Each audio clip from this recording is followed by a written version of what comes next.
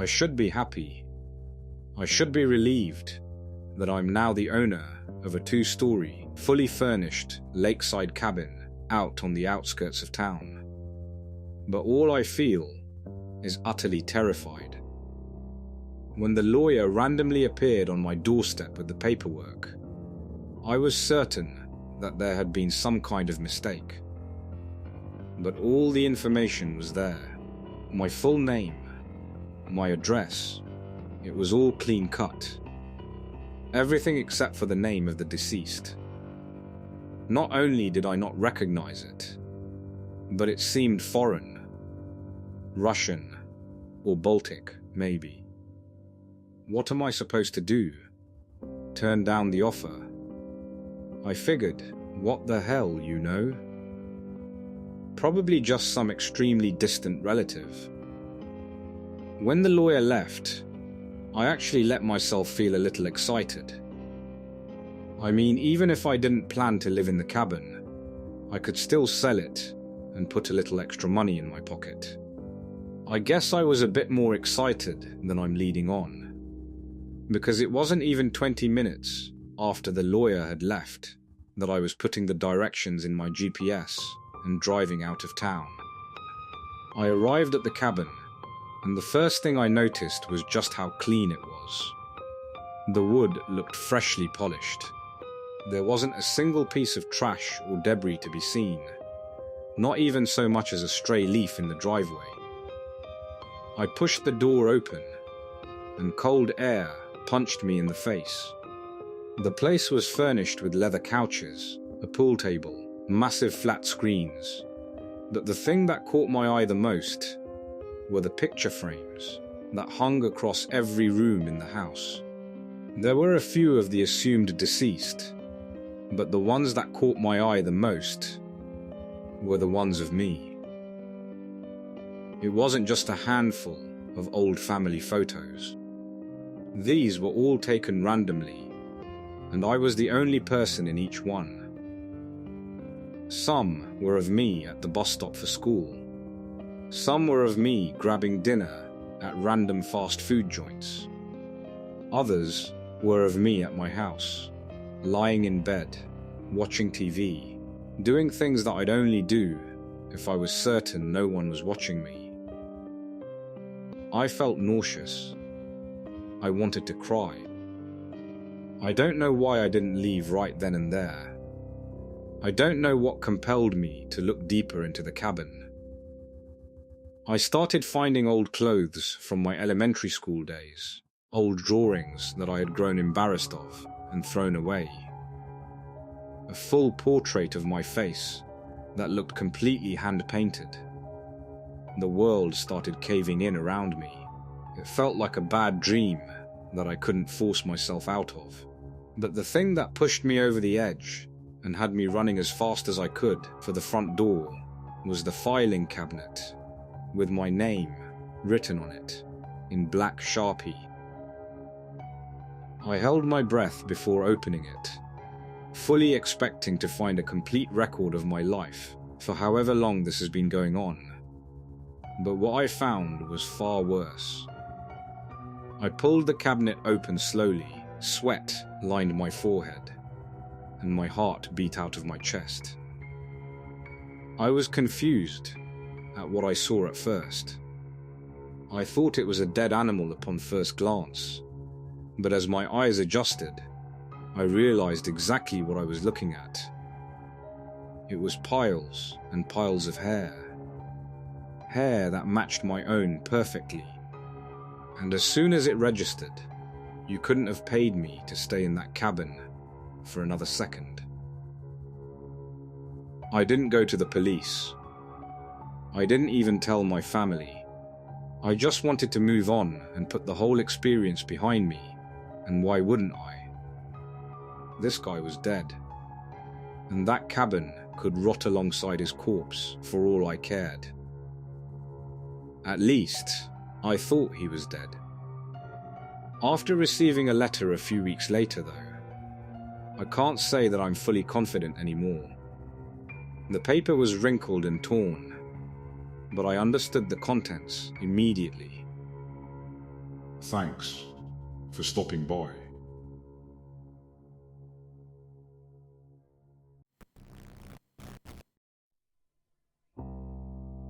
I've been called worse things than night owl.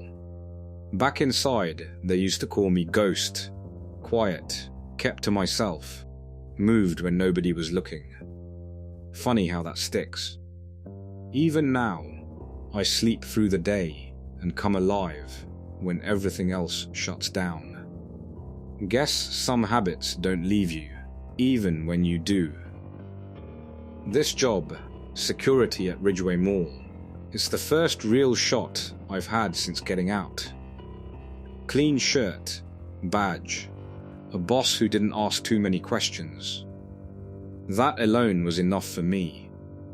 Been here about a month now. Long enough to learn the sounds, the hum of the lights, the click and settle of cooling metal, the way the escalators tick every so often like they're thinking about moving again. You get used to it. You have to. Because once you start listening too closely, it all starts sounding like something else. The mall's still new, not even a year old. Half the stores still have that fresh smell. Plastic, paint, unopened inventory.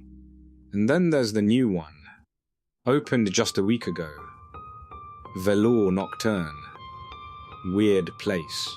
Not your usual mall shop. It's like someone took a gothic clothing store and shoved it into a roadside antique shop somewhere deep in Louisiana. Dark wood shelves, old trinkets, jewelry that looks older than the building itself. Stuff that doesn't belong under fluorescent lights. Corporate signed off on it though. Money talks. Still, I don't like it. Unit 2, you alive, or you finally fall asleep on me? The radio crackled at my hip, sharp and sudden. I flinched before I could stop myself. Yeah, I muttered, pressing the button. Still breathing. That was Marcus, other night guard. Been here longer than me. Talks too much, but I guess that's better than silence. Good. I'm making rounds near the food court. You checked West Wing yet? On it. I clipped the radio back and kept walking. My boots echoed too loud against the tile. Velour Nocturne sat near the far end of the West Wing. Even with the gate down, it looked open. Not physically, just the way it pulled your eyes in, like it was waiting to be looked at. I slowed without meaning to. The lights inside were off, but the mall's dim glow spilled through the gaps in the metal gate, just enough to make out shapes. Shelves, glass cases, and mannequins. Not the glossy white kind most stores use. These were different. Duller, more detailed. Faces that tried a little too hard to look human. One stood near the front, closer than the rest. Something about it made my chest tighten. I stepped closer to the gate, peering through. Its skin, if you could call it that, wasn't shiny plastic. It had a texture, matte, uneven, like something stretched over a frame instead of molded. Creepy, huh? The radio exploded to life. I jerked back hard, heart slamming against my ribs. Jesus, Marcus, I snapped, grabbing the radio. You trying to kill me? He laughed. Didn't know you spooked that easy. I glanced back at the mannequin. Still there. Still wrong. Just do your rounds, I muttered. But as I walked away, I couldn't shake the feeling that if I'd stayed a second longer, I might have seen it move. Second night started the same. Same hum, same empty halls, same routine. but something sat wrong in my gut from the moment I clocked in. Couldn't tell you why. I was in the security office when I noticed it. Camera 14, West Wing, Velour Nocturne. The gate was open. I leaned forward, squinting at the monitor, not all the way, just enough for someone to slip through. My jaw tightened. "Marcus," I said into the radio. "You in West Wing?" No response. Static. "Marcus." Nothing. I exhaled sharply, pushing back from the desk. "Unbelievable," I muttered. Guy disappears the second I need him. I grabbed my flashlight and headed out. The walk felt longer this time, quieter. Even the hum seemed distant. I kept glancing over my shoulder without meaning to. Old habit. Or maybe not so old. I was a few steps from the store when the radio crackled. Yeah, I'm here." Marcus's voice came through, casual. "What's up?" I stopped. "You in the West Wing?" I asked. Pause, then a chuckle. "Nah, man, bathroom break. You know how it is." Something cold slid down my spine. I turned slowly toward the gate. Still open. Dark inside. Then who opened it? Marcus didn't answer right away. "Probably the shop workers. Kids forget stuff all the time." Yeah, probably. I told myself that as I pulled the gate down and locked it. Metal scraping louder than it should. The walk back was worse. I couldn't explain why. Nothing had changed. Same empty mall, same dim lights. But I felt it. That weight. Like something is behind you, matching your pace. I stopped. The sound stopped. I walked. It followed. Soft. Barely there. Like bare feet on tile. I spun around. Nothing. Just empty corridor, stretching into shadow. I stood there longer than I should have, then forced myself to keep walking. Didn't look back again. By the third night, I already knew I wasn't staying at this job much longer. Didn't matter how clean the paycheck was. Some places don't want you. Or worse, they do. I saved Velour Nocturne for last. Didn't want to, but I wasn't about to let fear make decisions for me. Not again. The gate was open. I didn't even sigh, didn't curse. Just stood there, staring at it, like I'd been expecting it. "Marcus," I said into the radio. "You see this?" Static. Of course. I stepped forward and lifted the gate. Slow, careful, like it might react. Inside, the air felt thicker. My flashlight cut through the dark in a narrow beam. Shelves, glass, shadows stretching too long. And there, by the counter, the mannequin. Up close, it looked worse, more real. The texture of its skin uneven, faint lines where there shouldn't be any. Its head angled slightly, not dramatic, just enough, like it had been looking at the door, waiting. I swallowed. "This is stupid," I whispered. "Just a prop, just a store, just..." I turned away for a second, just to sweep the room with my light. Routine. Clear the space. That's all. When I looked back, was it closer? I froze. My mind tried to fill in the gap, tried to explain it away. Perspective, lighting, memory playing tricks, but my chest knew better. I took a slow step back. The mannequin stood as it were. I didn't blink, holding my breath. I turned again. Just for a second. Just to prove it. Another step. Much closer. My pulse roared in my ears. "No," I whispered. I moved sideways. Slow. Careful. Like dealing with something alive. The mannequin stayed still, but its head was no longer angled the same way. It was facing right, at me. Instinct consumed me from within.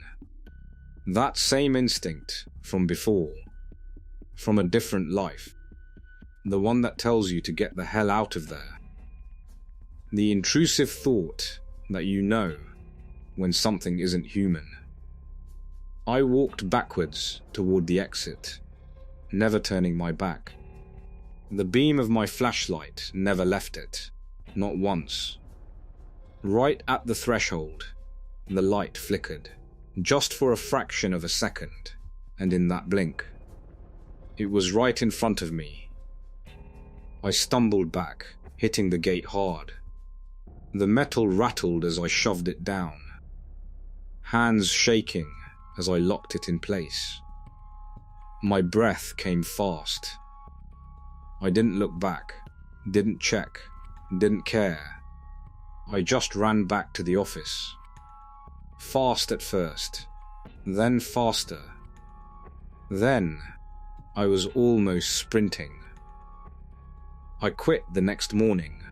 Didn't give notice, didn't collect my last check, didn't look back. Funny thing is, I used to run dope through neighborhoods that didn't forgive mistakes. Used to walk streets where one wrong look could get you buried. Thought I'd seen fear. Thought I knew what it felt like. But I'll tell you this. There ain't nothing in this world that scares me more than something that only moves when you're not looking.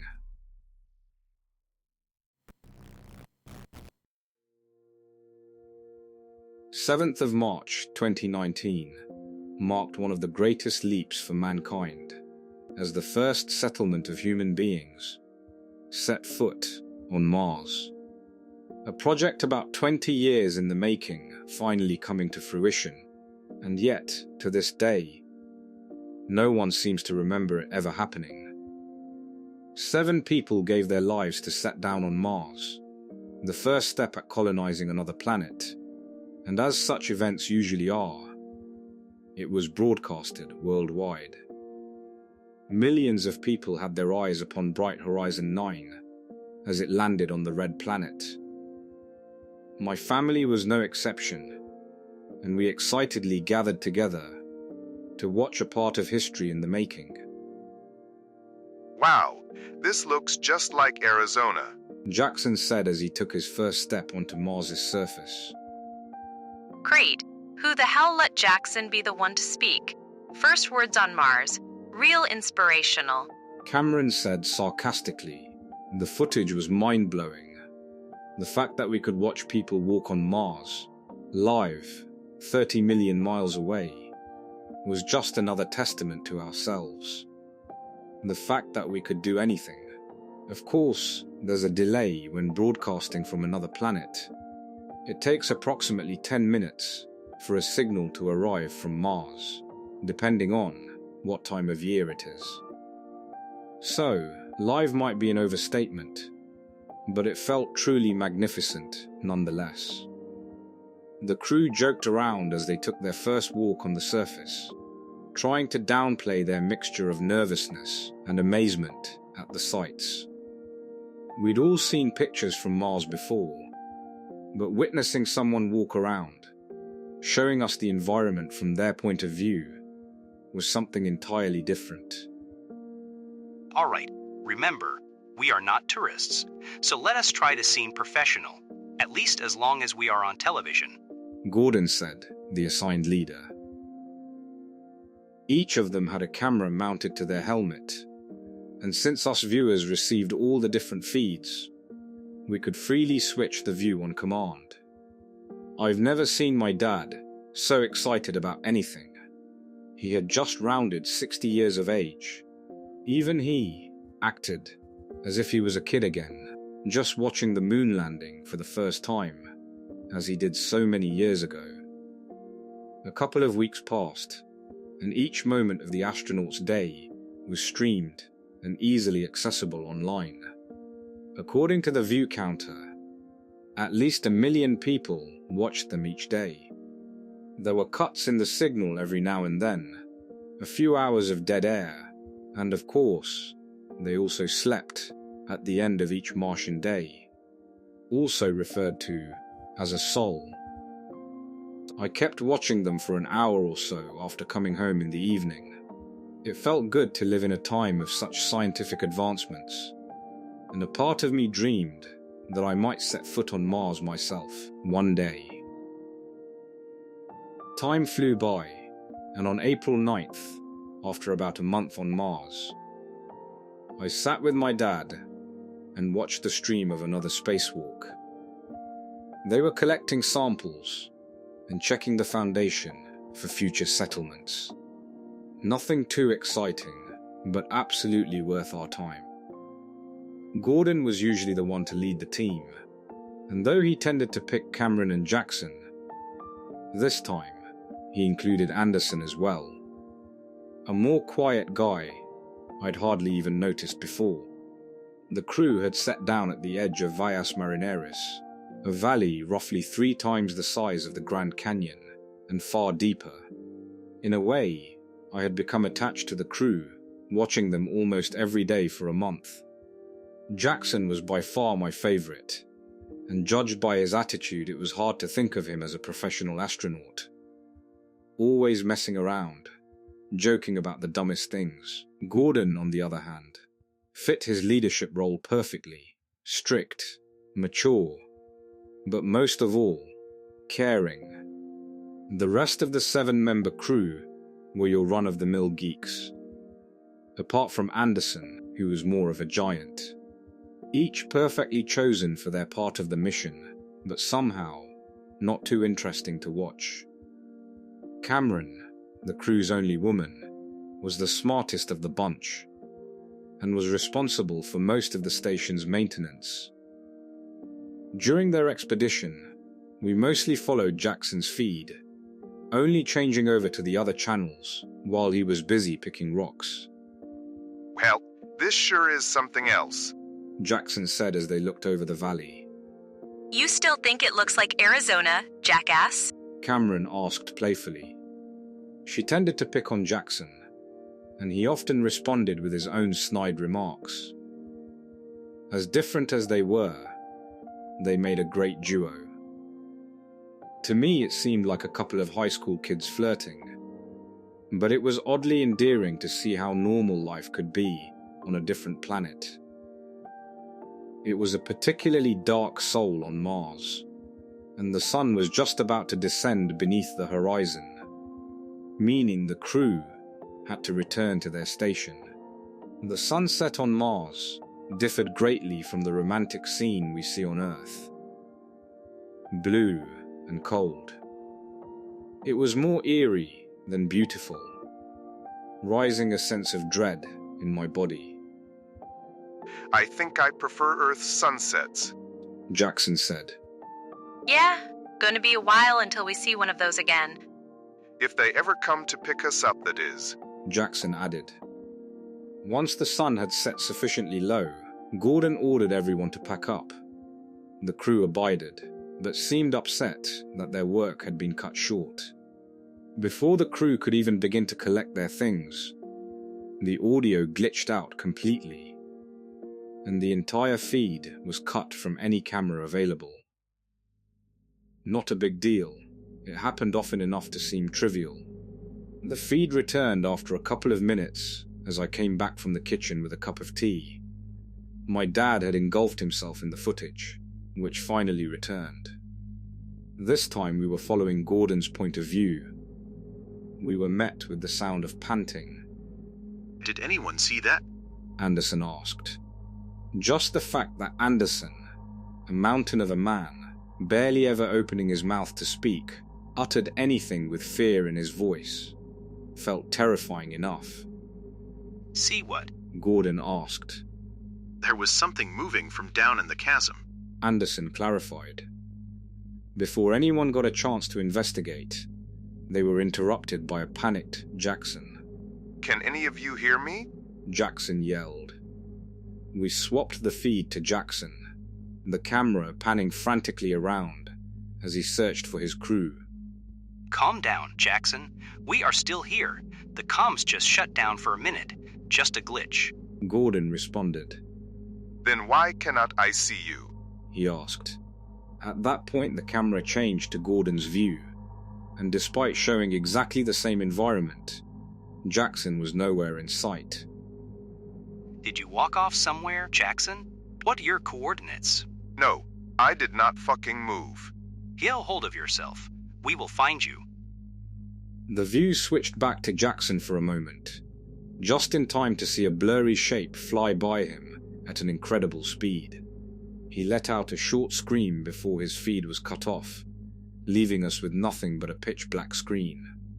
Jackson, can you hear me? Gordon asked. Jackson. The crew looked around at each other in shock, the view once again being redirected to Gordon's feed. Where is he? I do not know. According to his GPS, he is just gone. Call back to base. Tell them to search the grid. I will check if he somehow fell off the cliff. Gordon said as he gestured towards Cameron. Control, do you read me? Cameron asked. No response. Control? Daniel? She repeated. Gordon? They are not responding. None of the astronauts dared come up with a suggestion, seemingly torn between going back to check on the crew at the station or to stay and search for Jackson. We have got to get back to the station, Anderson finally said. What about Jackson? If something happens to the station, we are all dead anyway. The crew rushed back towards the Bright Horizon 9, none of them saying a word in the process. Gordon led the chase, turning around every so often to check that the whole crew was following. Upon checking, Anderson had simply vanished behind them as they had run for the station. Where would he go? I do not know. He was behind me 1 second ago. Cameron stuttered back. All the other feeds had long since gone black, including the cameras back at the station. It didn't take them long to run back to Bright Horizon 9. The doors were left open, but none of the remaining crew were anywhere to be found. Gordon was becoming more frantic by the minute, losing the clear composure he had kept up that far in the mission. Shit! What happened to them? I don't know. I sealed the door. I'll look for any heat signatures in the vicinity. She desperately typed away at the console, rescanning over and over. There is no one. Wait. Whatever the console read was beyond my understanding of computers and gadgets. I was simply glued to the screen. Not me nor my father uttered a word. A minuscule amount of hope returned to Cameron's voice. Jackson's tracker just came back on. Gordon was heading for the door again. I'm going back out to find him. You stay here. Don't open the door until I come back. The words were brave, but he couldn't hide his trembling voice. Cameron tried to refuse his orders. Promise me, he said. I promise. She reluctantly responded. I clicked back to Gordon's view. The sun had already set on Mars, and nighttime was as dark as anything I'd seen on Earth. Even with its 2 moons, the camera mounted on Gordon's helmet hardly captured any light, even with the flashlight he carried. keep talking to me, Cameron. It shouldn't take long before I reach Jackson. Do you see any movement around you? Nothing. It's too dark. Wait, Jackson's GPS tracker is moving towards me. He paused, checking the location. Wait a minute.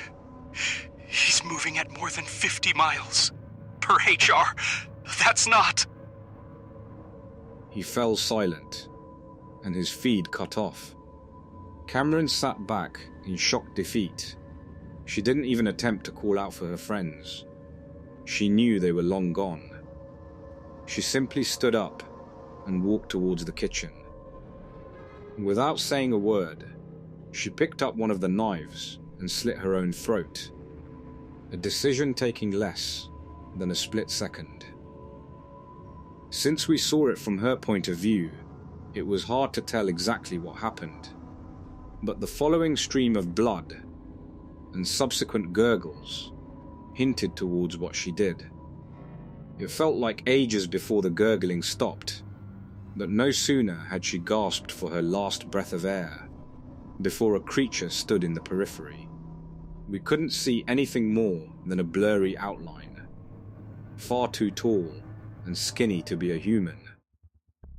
Even though everything around it seemed sharp, the camera refused to focus on it, even as it moved closer. It bent down to inspect Cameron's lifeless body, still blurry, and for a moment it seemed to not understand her demise, like it couldn't grasp the concept of suicide. It quickly realized that something was watching, as it placed its own face directly before the camera. Only a second passed before the feed cut once more, but this time, rather than staying black, it was replaced with a frozen image of whatever the creature was, and audio turned to a glass, shattering screech. The sound was louder than anything I'd ever heard. Even clutching my ears barely did anything to stop its incessant screams. It was rhythmic, almost like Morse code, but faster and more erratic. It wasn't just coming from the television. In fact, each and every electronic device in the house connected to the internet played the same horror. The stereo from my neighbor's house and from the radio of a car driving by. As far as I could tell, the whole world had turned into one horrific scream. I hadn't noticed until then that my father sat glued in front of the television screen, unblinking and unresponsive. I tried to pull him away, but to no avail. He was in some sort of trance, be it from a broken circuit or from the screeching itself. Suddenly everything in the house shut down. A total blackout, affecting only our house. The screeching then stopped around the neighborhood, and once the television turned back on, the channel was gone. It's been a month since the events of Bright Horizon 9, and there's not a shred of evidence of this ever happening. According to every available source, we haven't even visited Mars yet. My parents made me talk to a shrink, and I almost convinced myself I had gone crazy for a while. But here I am, desperately looking for someone else that remembers. I don't know why I haven't forgotten, but I can't be alone. These things, whatever they are, killed the entire crew without breaking a sweat, and managed to hijack the equipment on board Bright Horizon 9, erasing the collective memory of the entire human race. They needed us to forget so that we can't fight back. I truly hope I'm crazy, because if I'm not, they are coming here next.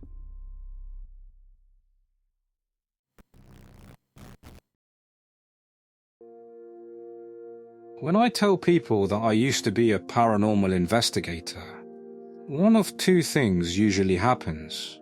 Either they laugh and dismiss the idea of ghosts entirely, or they lean in closer and ask the same question. What was the scariest thing that ever happened to you? I started hunting ghosts when I was a teenager.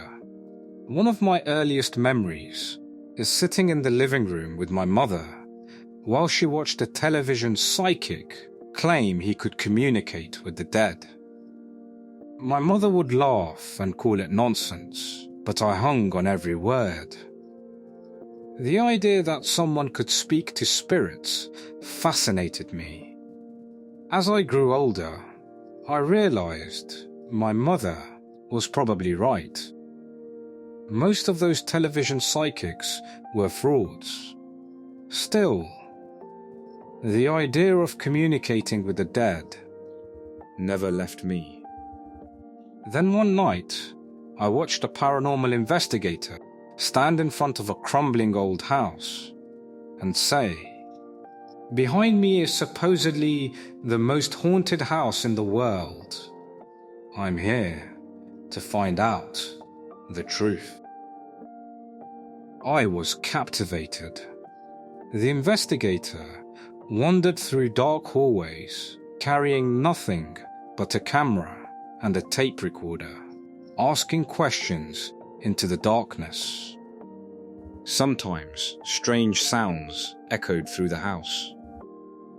At the end of the episode, they played back the recordings, and faint voices seemed to answer his questions.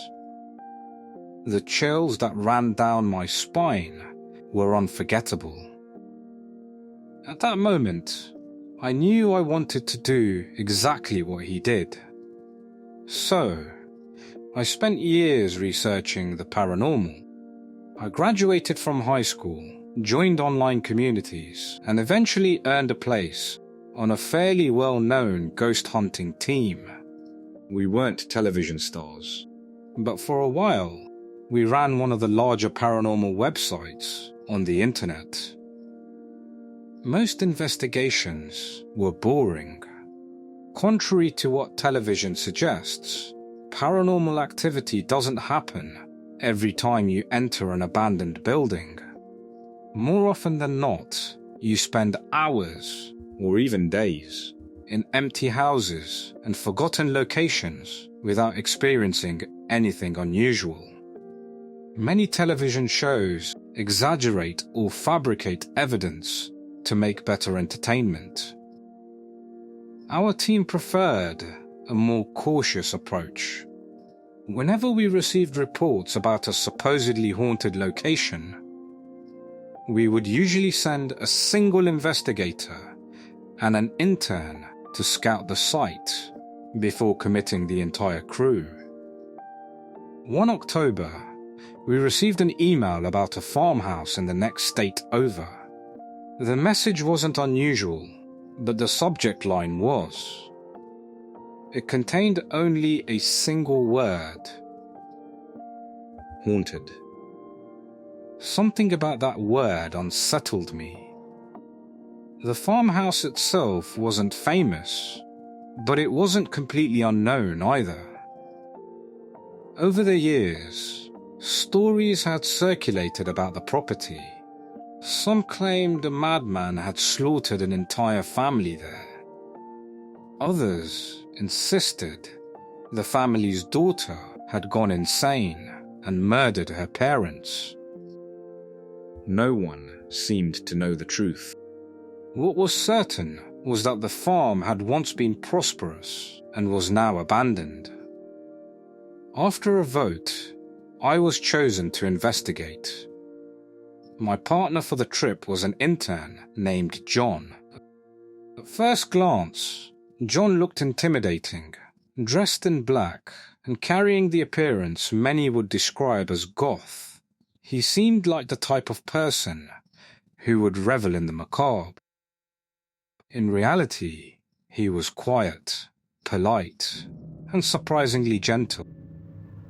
He told me he'd always enjoyed creepy things, and often felt like an outsider because of it. When we arrived at the farmhouse, I wasn't impressed. It sat alone in the middle of a desolate landscape, The front door barely hung on its hinges. Inside, the air smelled of dust and rotting wood. As the sun began to set, we unpacked our equipment. John handed me a camera and a recorder, and we began exploring. One thing I always loved about paranormal investigations was the chance to step into forgotten pieces of history. Even abandoned buildings felt alive with memories. When darkness finally settled over the farmhouse, I asked John whether he'd rather investigate the attic or the basement. He shrugged. He didn't care. So I suggested he take the basement while I checked the attic. As I began traversing from room to room en route to the attic, I asked the occasional question, "Is anyone here? What is your name? How old are you? What happened to you?" By this point, I had already reached the ladder up to the attic. The attic was disappointing. A few empty wooden boxes sat in the corners. A small chair lay on its side beneath a tiny window. I set the chair upright and sat down for a moment to rest. That's when the feeling started. Experienced investigators often talk about sensing emotions in haunted locations. Whether it's supernatural or psychological, I can't say. But what I felt was panic. An overwhelming, irrational need to leave. Every instinct screamed that I shouldn't be there. I stood up immediately, descended the ladder, and hurried downstairs. "John?" I called. No answer. I called again. Silence. As I moved through the kitchen, a knot tightened in my stomach. When I reached the basement door, I shouted his name one final time. The door slammed shut directly in my face. I ran. I bolted from the house and didn't stop until I reached my car. Shaking, I locked the doors and called the police. They told me officers were on the way and instructed me to stay where I was. As I sat there waiting, my breathing slowly steadied. That's when I realized I was still clutching my tape recorder so tightly that the plastic casing was beginning to creak. I rewound the recording and pressed play. My voice emerged from the speaker. "Is anyone here?" Then I heard something. A whisper.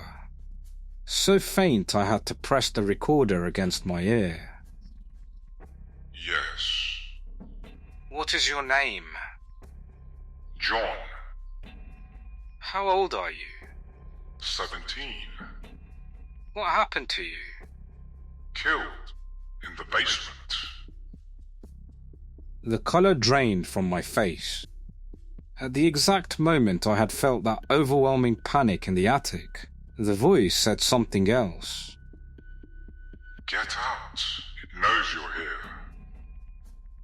As the audio continued, I heard myself calling for John. I heard my footsteps approaching the basement. Then, just before the door slammed shut, I heard a single word. Don't. I can't adequately describe what that moment felt like. Fear, confusion, and dread all collided at once. Moments later, the police arrived. They searched the farmhouse from top to bottom. They found nothing. No signs of forced entry, no evidence of an intruder, and no sign of John. The basement was cluttered, but otherwise empty. The officers took my statement and promised to keep watch in case he turned up. but deep down I already knew he wouldn't. The next morning, I returned to our office and told the rest of the team everything that had happened. I handed over the recording and resigned on the spot. As I walked out for the last time, I left them with a warning. Never go to that house. If you do, you may never make it out again. If you are based in the UK and would like to enjoy freshly batch roasted coffee delivered to your door, visit vitalcoffee.co.uk and use the coupon code mrfreakystory to get 10% off from all products. I will leave a link in the description below.